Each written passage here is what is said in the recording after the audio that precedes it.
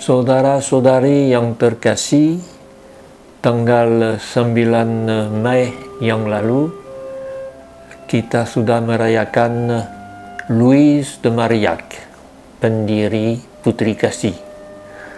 Dan ada sesuatu yang kurang kita perhatikan dalam Louise.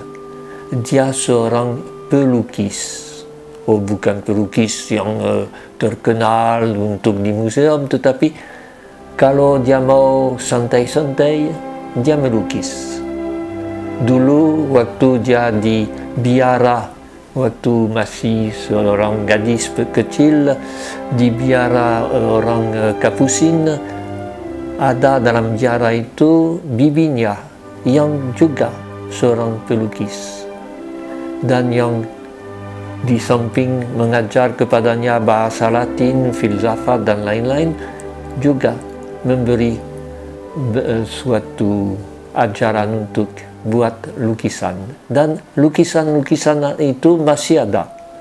Bukan semua, tetapi beberapa yang masih disimpan di rumah induk Putri Kasih di Rue du Bac di Paris. Dan kita akan melalui gambar itu bisa lebih dekat dengan jiwa Maria atau Louise de Marillac, jiwanya yang bukan sebagai orang kudus yang sudah di surga, dan tetapi sebagai wanita yang dekat dengan kita. Dalam gambar pertama, lihatlah Louise de Marillac melukis dirinya sendiri sebagai gadis yang masih muda. Dia duduk di tepi sungai dan dia baru melukis pada batu Yesus. Ya, kalau kita lihat gambar tentu terbalik untuk kita yang lihat gambar. Dan di bawah lukisan itu dia tulis, "Inilah dia yang kukasihi." Sudah dari situ kita lihat bukan orang yang biasanya kita gambarkan, tetapi seorang yang sungguh-sungguh dekat dengan kita. Gambar berikutnya ialah Yesus sebagai gembala yang baik. Lihat dia sangat lemah lembut dengan domba-dombanya, dan domba-dombanya memuaskan dahaga mereka dengan menjilat luka-luka Yesus di lambungnya, di kakinya. Suatu renungan yang sedikit luar biasa. Dan dari gambar pertama dan gambar ini kita bisa lihat begitu indah latar belakang dengan gambar desa, gambar sungai, jambatan, dan seterusnya. Pohon-pohon. Gambar yang cukup teliti dan bermutu.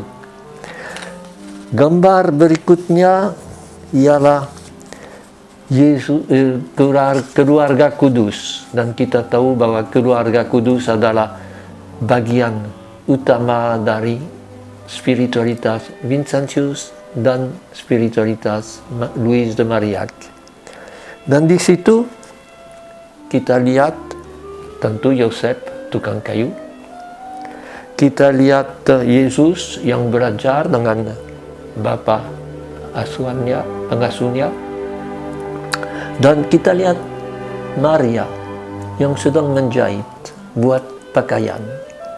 Waktu Louise de Marillac pindah dari biara ke tempat yang lebih miskin, semacam asrama, di situ dia bisa buat asrama itu hidup karena dia menjahit dan menjual pakaian. Dan sesudah itu Louise biasanya diminta oleh Vincent de Paul untuk menjahit pakaian yang nanti akan diberi kepada orang miskin yang telanjang. Maria contohnya. Dan di situ juga lihat pandangan di belakang. Lalu gambar berikutnya, keluarga kudus lagi yang sedang berjalan. Tentunya Santo Yosef pegang bunga yang biasanya dipegangnya sebagai tanda bahwa dia seorang murni. Maria sedang berdoa dan Yesus di bawah pegang tangan mamanya dan siap menerima perlindungan dari Bapaknya dan yang melayang di atasnya, Roh Kudus. Renungkan tentang keluarga kudus. Dan yang istimewa dalam gambar itu biasanya Yosef orang yang lanjut usia. Di situ Yosef seorang laki-laki yang muda, seperti pasti terjadi juga.